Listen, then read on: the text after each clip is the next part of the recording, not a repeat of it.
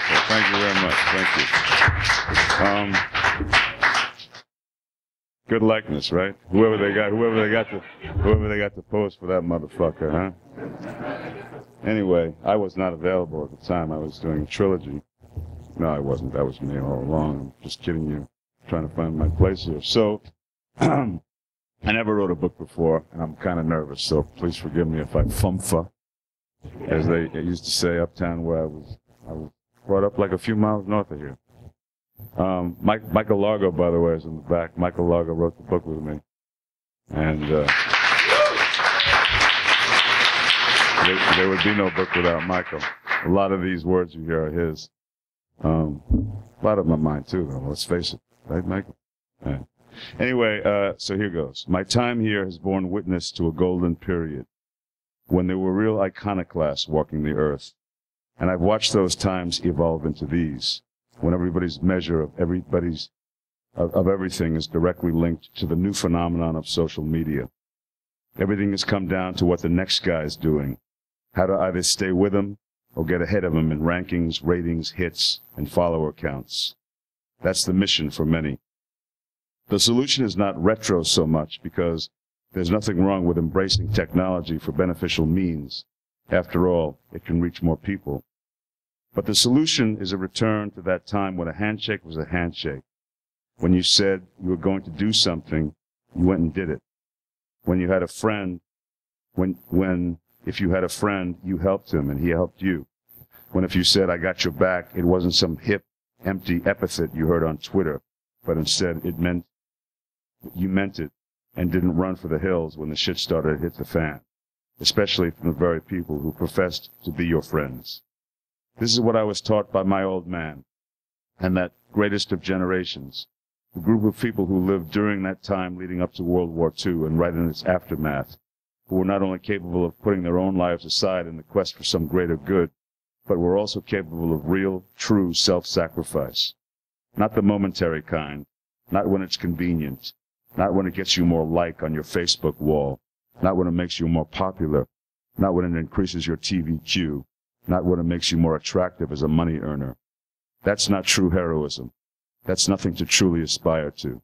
That laundry list of names I made back in Chapter 2, the one that seemed to go on for way too long, that was but a fraction of the real iconoclasts who walked the earth when my values and aesthetics were being formed. Those were the true heroes, truly guys you can envision saying, fuck this shit, I'm out of here, even when all the lemmings were rushing towards something, no matter how empty and wrong-headed that something was. You can make excuses till you're hoarse about how those were different times, with different values that are dated, that simply don't apply anymore. But I say, really? A hero's not a hero anymore?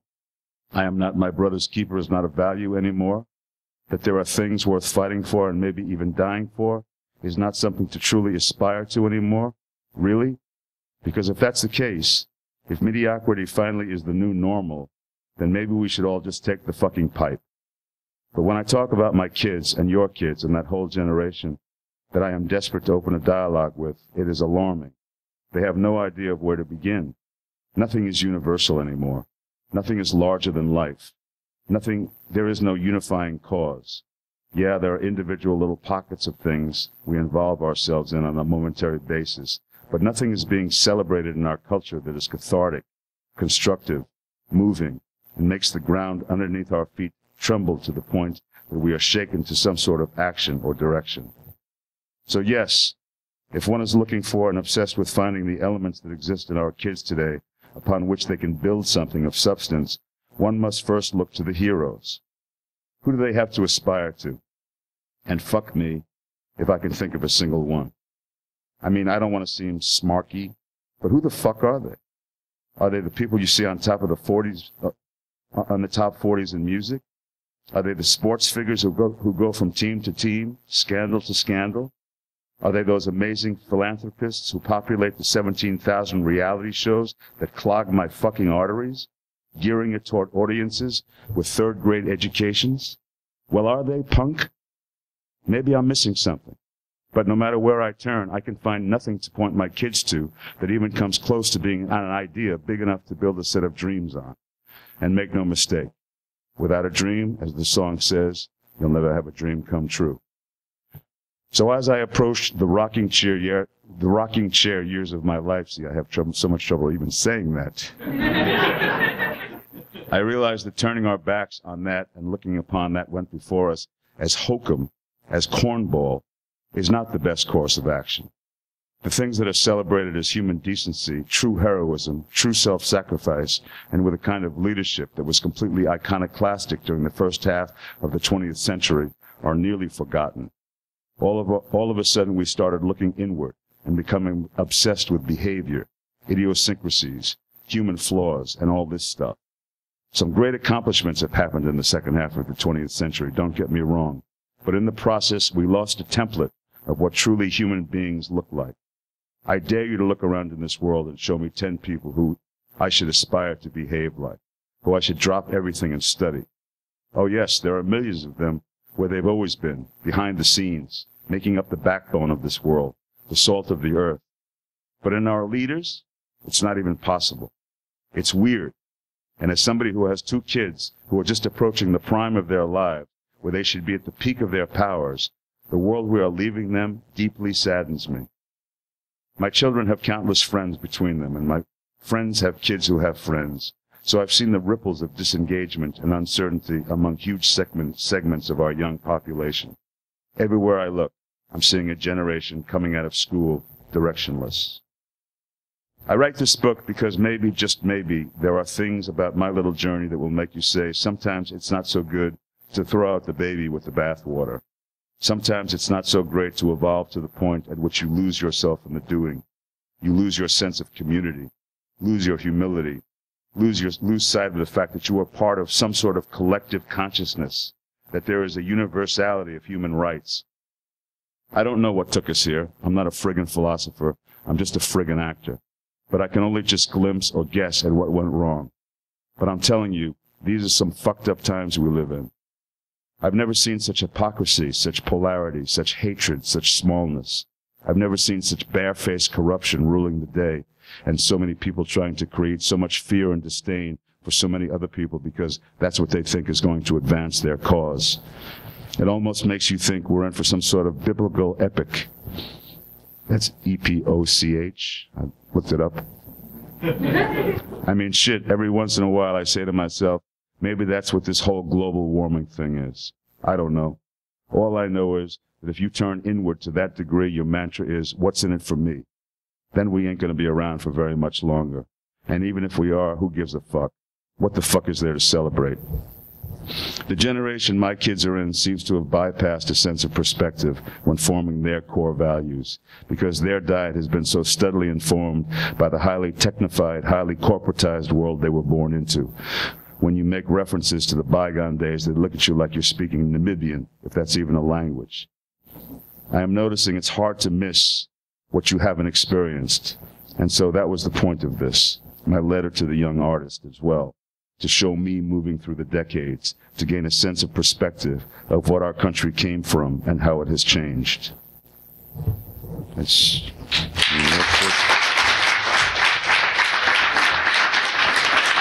too angry? A little too angry? Too angry, right? Anyway. Too true. Thank you. Hey, ooh, how you doing? So, here we all are. Anybody want to ask a question or anything?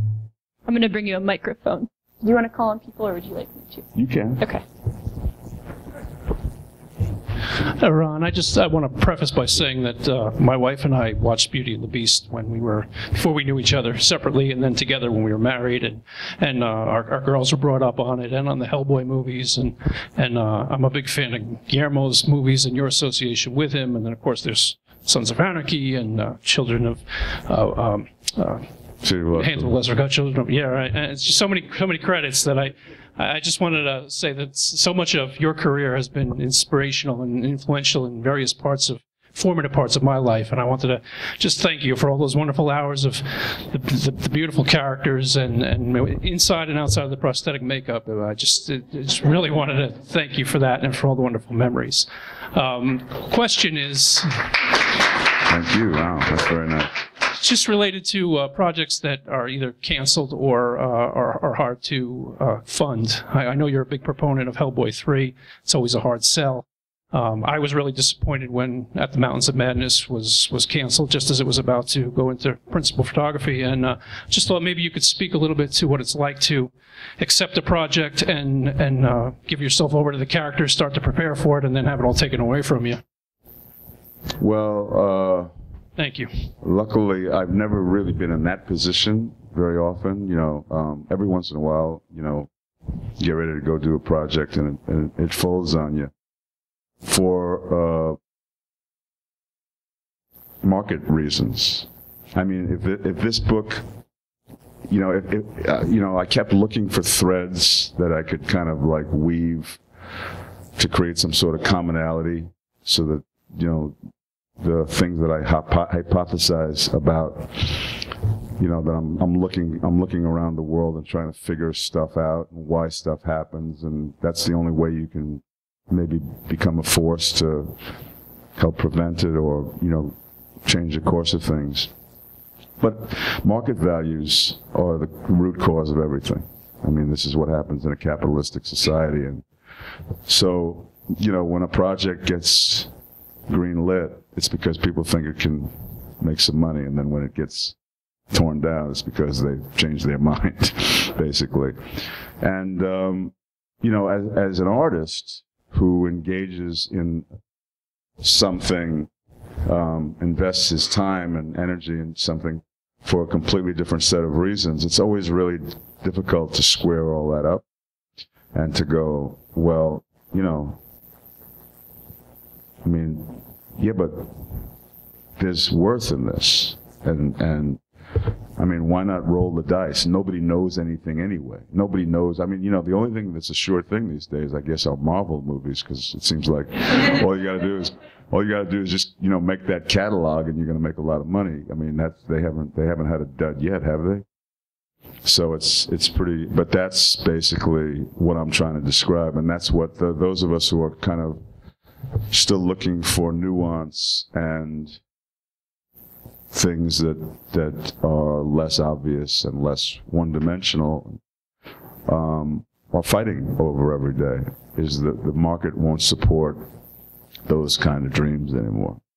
And that's very much the reason why I felt like I needed to talk to my kids in this next generation, to sort of do, if nothing else, to do a compare and contrast of like, hey, this is what happened when it seemed to be working really good, and look at the legacy of things that were left behind, and this is what's happening now. And, you know, it's too late for me to do anything about it. I'm in my 60s, you know, I'm on my last, you know, that Kareem Abdul-Jabbar last round, you know. I'm hoping to get some free sneakers out of the whole fucking thing, but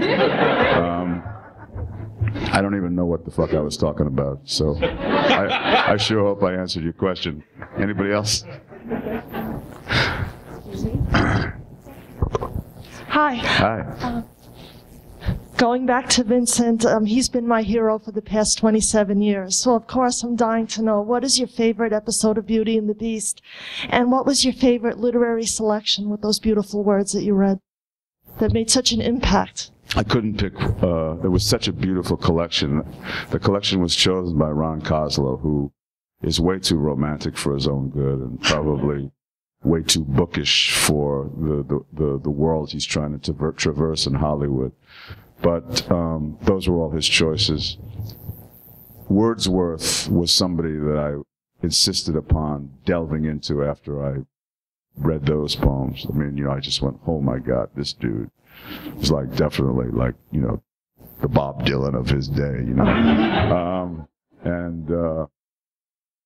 I got turned on to a lot of amazing minds by, you know, having the opportunity to read that collection. And so that was one of the fringe benefits of playing Vincent. What was the other part of your question? What was your favorite episode? You know, I think there's a tie. I think that the Halloween episode where Vincent is finally able to come out and spend, it's called Masks, and because it's Halloween, and so, you know, he just looks like everybody else, and he finally gets to participate fully in this world he longs so much to be a part of. Found that to be incredibly poignant and a great opportunity for him to finally interact with. So he meets this poet who's embroiled in this whole Irish rebellion thing, and she's a hero of his, and he gets to chat with her at a party. And that was written by George R.R. Martin. I don't know if anybody ever heard of him. He hasn't done much since. I think he's homeless, actually. But he was a staff writer on Beauty and the Beast. We had quite a staff. And that's tied with A Happy Life, which was Ron Koslow's valedictory, I think. You know, just amazing piece of threading the needle of what was a truly brilliant idea, was to do this retelling of the Beauty and the Beast, and then show the cost of it, what the cost of it was for those who, you know, dream that way. So, yeah. Well, I became a librarian because your beautiful selections, and when you read them, inspired me. You really made my heart stop. And even now, with the anniversary, 27 years, I still feel the same way, even stronger because I'm older and I'm able to be more into it. Well, what library do you work at? I'm on the middle school librarian in East Cities in Queens. Oh, because I don't owe you any money, because there's a few librarians. I brought some extra. I have a few books that are a little overdue. I didn't plan on discussing that tonight, but what the fuck? Are there any kids here? Thank God. All right, good. Might be a good time to get them the fuck out of here. So anyway, oh, hey, how you doing, son? Hellboy.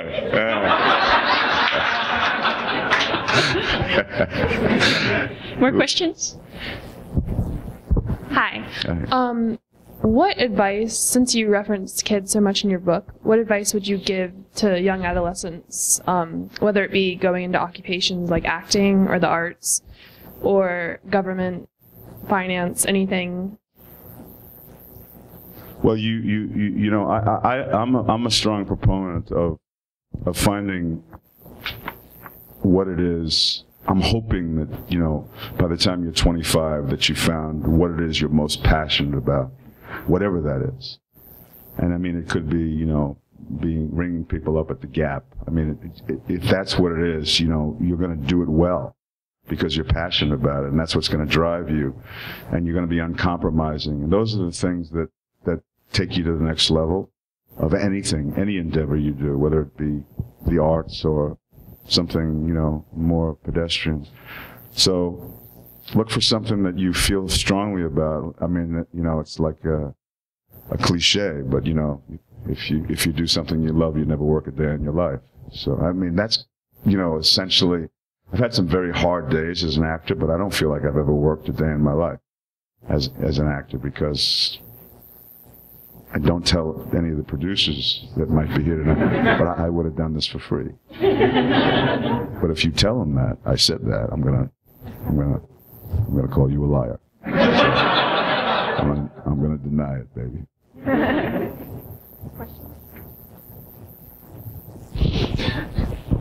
Thank you. Hey, everyone, how's it going? Good, man. You? Pretty good. I've always been a big fan of you. I've always referred to you as one of the greats. You stick up for the little guys, like you mentioned in your audiobook that I've been hearing. But what kind of advice would you give to someone like me or my friends who aren't very confident when it comes to certain things, or maybe could be afraid of certain things? Kind of like Hellboy, how he wanted to just belong with other people. Mm-hmm. What would you say to those guys who just go through hard times or just need a little bit boost of confidence? What would you say to that? That's tough. I mean, I don't think I'm fully equipped to give that kind of advice, but if you go back and look at the book, you'd be, you know, reading about a guy who felt very much like that. And all I can do is tell you I was determined to feel better. And so I just kept looking for ways to feel better, whether it be, you know, whatever it had to be. And everybody has a different little key that unlocks the door that gets you in the room where you finally start to relax and be comfortable in your own skin. And that's essential. You know, everybody kind of deserves that, because it's really hard to live a fulfilled life until you dig yourself and accept yourself, and, you know, that you're okay with that. If you're okay with that, then you truly know how you feel about everything else. And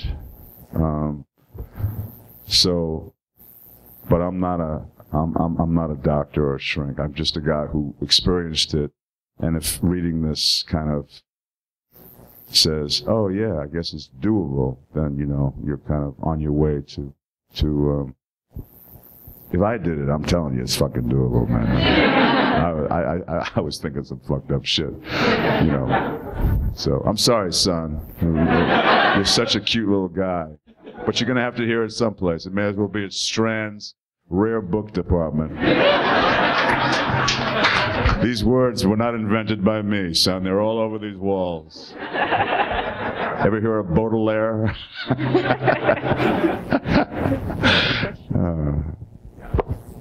Hi, Ron. I was wondering two things. When you dressed up as Hellboy to go visit that kid who was sick, that was like awesome and cool, because I know it takes hours for you to get into that makeup, so that's wonderful.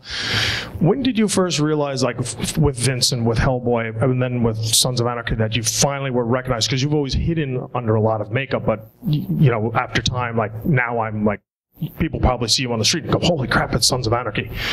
And did you have that with Vincent back in those days, or Hellboy, or when did you finally realize, holy crow, I'm actually recognized for what I do and love? Well, the fact that I was able to hide behind all that heavy-duty makeup, especially in the first third of my career, was like a gift from heaven, because I was so uncomfortable in my own skin that once I put that layer on that separated me from the outside world, it wasn't me anymore. It was this guy that I could immerse myself in, this abstract character, and I could just worry about playing the character and purely acting rather than, you know, what do I do with my hands? So I really needed that it was almost like a crutch that something in the universe provided for me. Little by little, as I got older, I began to become more comfortable as myself, and I didn't really need the makeup as much. So the makeup jobs that came after 35, after 40 years old, were more things that I did because they were such amazing characters to play. And who wouldn't want to be Hellboy, you know? And you know, everybody says, "Well, 4 hours, man. That must have been hard." Dude, I mean, I'm not shoveling coal, you know. I mean, there's like so many harder ways to make a living in this world than sitting for 4 hours and being made up to play Hellboy, you know. And I can imagine that there were probably a lot of guys that wish they were me. So you never want to take that for granted. But I don't remember what the fuck your question was. I'm just kind of giving you my own version of what it might have been had I asked it myself. We got time for two more. Oh man, I'm really dealing with the fact it's happening. Hi, I'm a fan. Everything I would have said, he already said, so that's great. Thank you. I guess the one question I have is, you've talked a lot of meaningful things and good stories and stuff, but did you ever have like a funny story during your career or life that ended up telling you like, oh, I'm sorry. Nothing funny ever happened to me. That I guess just ended up teaching you an important lesson? I guess something quirky or interesting or something like that? I mean, it was, you know, I can never reference things when I'm asked that question. Like, you tell me something funny that happened. I mean, funny stuff happens every single day.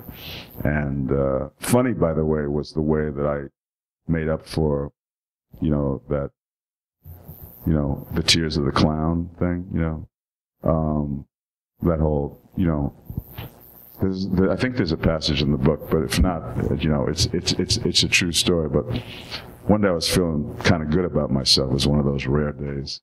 And there was this cute little blonde girl that just, I mean, you know, I dreamt about her at night before I went to sleep. And so I'm sitting next to her in the cafeteria and I said, "What do you say we go out on a date?" She goes, "You're so funny." And that's when I realized I've gone too far.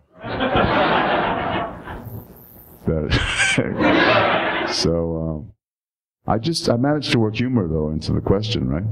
Yeah, okay. It's as good as I could do. Hey, how's it going? I'm good. Is there a chance we might get a Hellboy 3? Have you spoken to Guillermo about it? Yeah, we talk about it every time we're together. He knows that I'm going to keep pounding away at him, and he's kind of like coming around to the fact, well, you know, Ron's right. I mean, the story was set up to have a result. We came to know that this was somebody who was summoned with a destiny, and it was irreversible. It was a non-negotiable destiny to destroy the earth, but now he's been nurtured to do something else with his supernatural abilities. What happens? And we have to find that out, and it's only fair to the fans that we do, and that's the case that I'm making, and that's the fight that I'm fighting every day. And, people are listening, so if you make enough noise out there and say, man, come on, man, stop with the blue balls, man, you took us this far, let's close the deal, man, I just morphed into Dennis Hopper from, I don't know why I did that. I think I'm having an acid flashback right now. Awesome. Let's all give Ron a hand for joining us tonight. I get to keep this?